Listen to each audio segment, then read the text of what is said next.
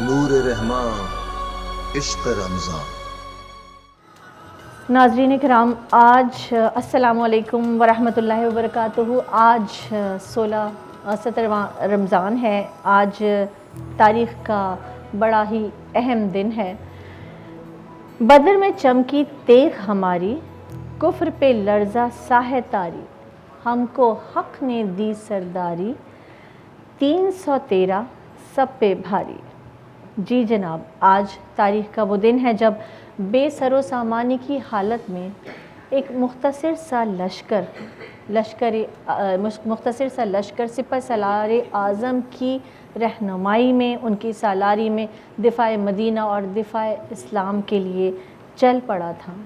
رمضان المبارک کا مہینہ تھا، 17واں روزہ تھا، عرب کا تپتا صحرا اور جمعۃ المبارک کا دن، اور مد مقابل 1000 کا وہ لشکر کہ جن کے پاس سب کچھ تھا، اور اس لشکر میں قریش کے، عرب کے رؤسا سردار جیسے کہ ابو جہل، عتبہ، شیبہ، مغیرہ، یہ سب موجود تھے، اور وہ چاہتے تھے کہ اسلام کا نور مٹ جائے۔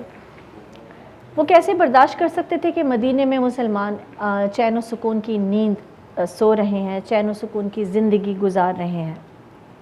انہیں کیسے یہ سب برداشت ہوتا؟ تو جناب، آج کفار کے بڑے بڑے سردار جو تھے وہ مسلمانوں کے مد مقابل کھڑے ہوئے تھے، جبکہ یہ جو لشکر حق تھا ان کے پاس کچھ بھی نہیں تھا۔ ان کے پاس تو نہ مناسب سواریاں تھیں، نہ ہتھیار تھے، کچھ نہیں تھا۔ تھی تو ایک ہی چیز، وہ جذبہ ایمانی تھا، ایمان کی طاقت تھی، اللہ پہ بھروسہ تھا، اللہ پر یقین تھا، اور وہ سپہ سالار اعظم رسول صلی اللہ علیہ وآلہ وسلم کا ساتھ تھا۔ جب چند مجاہد ہی کافی تھے اللہ تعالیٰ کے لشکر کے لیے۔ یہ لشکر مختصر تھا جس نے اسلام کی بقا کی لاج رکھنی تھی۔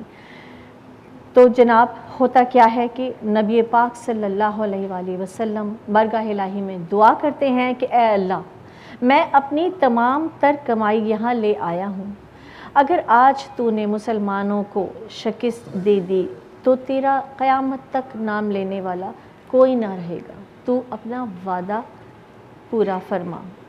اس دعا کے بعد صف بندی ہوتی ہے اور حق و باطل کا وہ معرکہ پیش آتا ہے جسے ہم غزوہ بدر کبریٰ، غزوہ بدر عظمیٰ، اور قرآن میں جس کو یوم الفرقان کہا گیا ہے وہ کہتے ہیں۔